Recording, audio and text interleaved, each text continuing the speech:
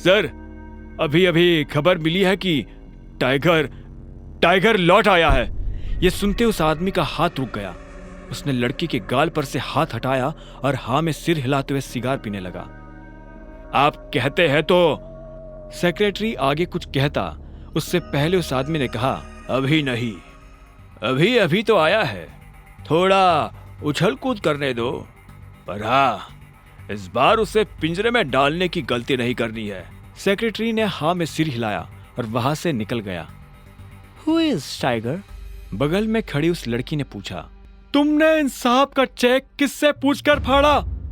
अभिनव के लिए साहब शब्द प्रणव से सुना नहीं गया। उसने कहा, सर, ये डिलीवरी वाला है, फर्जी चेक लेकर बैंक में आया था। इसे क्या लगा यहाँ हम लॉटरी खोलने बैठे हैं? मैंने इसके चेक की इंफॉर्मेशन कंप्यूटर में चेक की थी, कोई रिलेवेंट डाटा था ही नहीं। सच बोल रहा है? मैनेजर ने पूछा। यह सुन प्रणव को धक्का लगा। अभिनव मन ही मन मुस्कुरा रहा था। प्रणव ने हिचकिचाते हुए कहा, आपसे झूठ क्यों कहने लगा? तुझे पता है ये डिलीवरी बॉय किसका चेक लेकर आया है? अकरम सर का। क्या? हाँ, तूने इसके साथ जो किया वो ठीक है, लेकिन अकरम सर को अगर पता चला कि तूने उनके चेक का ये हाल किया है तो वो तेरे साथ क्या करेंगे जानता है ना? मैनेजर ने कहा। अकरम का नाम सुनते ही प्रणव की हालत खराब हो गई थी। इतने में मैनेजर ने कहा, एक काम कर, वो रही टेप और ये रहा चेक, इसका एक एक टुकड़ा जोड़। क्या सर, तुझे नौकरी से निकाल रहा हूं? नहीं सर, मैंने क्या किया? शाबाश, ये तुझे सुनाई दे गया, और इससे पहले जो कहा वो है? आखिरकार प्रणव ने चेक को बड़ी मेहनत से जोड़ा और मैनेजर को दे दिया। मैनेजर ने उसे देखा और प्रणव को बाहर जाने का इशारा कर दिया। जैसे ही प्रणव बाहर गया तो मैनेजर ने अंदर से कमरे का दरवाजा लॉक किया और अभिनव के पास आते हुए बोला, टाइगर, तुम इतने सालों से कहाँ थे? पहले ये बताओ कि तुम मेरे पापा से कैसे जुड़े हुए हो? मैं उनकी टीम का हिस्सा हूं, मैनेजर ने जवाब दिया। इतने में बलराज ने कहा, टाइगर वापस तो आ गया है, लेकिन मोंटी के वापस आने तक किसी को भनक भी नहीं लगनी चाहिए, वरना गेम हो जाएगा। हाँ, बलराज सही कह रहा है टाइगर, हम शेरों के बीच एक भेड़िया घुस आया है। वो तुम्हारी और हमारी सारी खबर हमारे दुश्मनों को देने वाला है, इसलिए संभल कर रहना पड़ेगा टाइगर। भेड़िया? तुम्हारा मतलब जासूस? अभिनव ने पूछा। बलराज ने कहा, हाँ, इसके बारे में मोंटी तुम्हें डिटेल में बताएगा, और तब तक गुफा से बाहर आना नहीं, और आओ तो अंधेरे में। इस बीच हमें तुम्हारे पापा यानी हमारे संजय के कातिल का भी पता लगाना है, और साथ ही ये भेड़िया। इस ग्रुप में और कौन कौन है जिससे अभी मिलना बाकी है? मैनेजर ने कहा, इस ग्रुप में है मोंटी, अकरम, बलराज, मैं यानी डीके, इक्का, पार्कर और अलायना। क्या? अलायना? यानी हमारे ग्रुप में एक लड़की भी है? हाँ, इससे पहले उसकी माँ इस पोजीशन पर थी। 1 साल पहले उसकी डेथ हुई तो अलायना उसकी जगह पर आई है। टाइगर, वो लड़की नहीं, आग है, आंधी है, चलता फिरता अंगारा है। मैं अपनी जिंदगी में अलायना जैसी किसी से नहीं मिला। शक्ल, अक्ल और तेवर उसके पास तीनों है। मैं समझा नहीं, अभिनव ने कहा। बलराज उसके पास आया और बोला, जिद्दी, उसके आगे मुझे अपनी जिद कुछ नहीं लगती। कहने को ग्रुप में वो बस एक लड़की है, लेकिन उससे पार पाना हम में से किसी भी मर्द के बस की बात नहीं है। यह सुनते ही अभिनव समझ गया था कि बलराज का इशारा किस तरफ है। अलायना को यह मनवाना कि वो टाइगर है अभिनव के लिए भारी होने वाला था। तुम जल्दी से उससे भी मिल लोगे, पर वो तुमसे मिलेगी या नहीं पता नहीं। मुझे नहीं लगता कि टाइगर के लिए उसे मनाना मुश्किल होगा।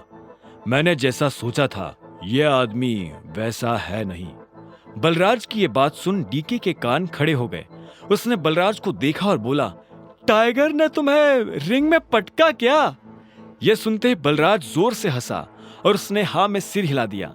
उसे देख डीके भी जोर जोर से हंसने लगा। आखिर में डीके ने कहा, तुम्हें कितने पैसों की जरूरत है? मैं दे देता हूं। चेक मैं अकरम के ऑफिस से री इशू करवा लूंगा। मुझे अभी 1 करोड़ रुपए चाहिए, बचे 49 करोड़ मेरे नए अकाउंट में डलवा देना। अभिनव ने कहा और ये सुन डीके उसके लिए पैसे लेने चला गया। उसके जाते ही अभिनव बलराज के पास आया और बोला, एक बात बताओ, ये अलायना के बारे में तुम कुछ जानते हो क्या? बलराज ने उसे ऊपर से नीचे तक देखा और बोला, वैसे तो सब कुछ जानता हूं और वैसे कुछ भी नहीं। मेरा मतलब है, तुम्हें पता है मेरा क्या मतलब है? बस उसे अपनी तरफ से चिढ़ने का या गुस्सा होने का मौका मत देना। वैसे अब तुम्हें गाड़ी की जरूरत है। मैं अपने मैनेजर को बोल रहा हूं, यहां से सीधा ग्लोब मोटर्स जाओ, वहां तुम्हारी गाड़ी तुम्हारा इंतजार कर रही है।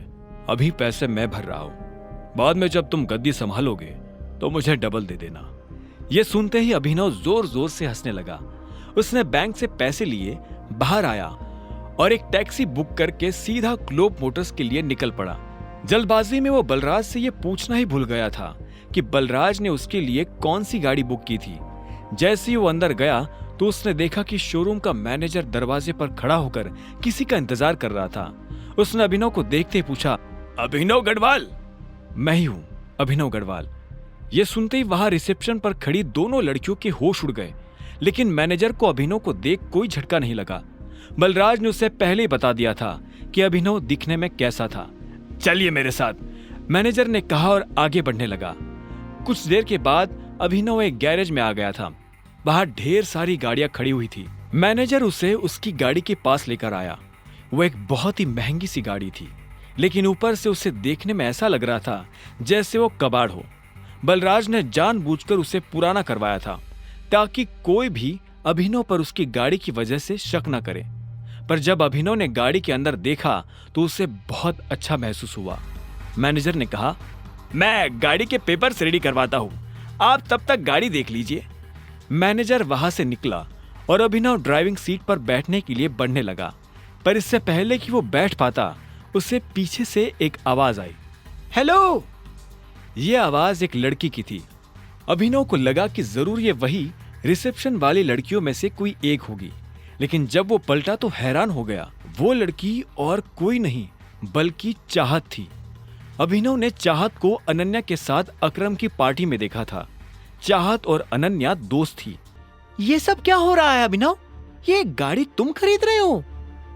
तुम कौन हो और यहां क्या लेने आई हो? अभिनव ने तनी हुई आवाज में पूछा। चाहत को देख वो अपनी पहचान के लिए अलर्ट हो गया था।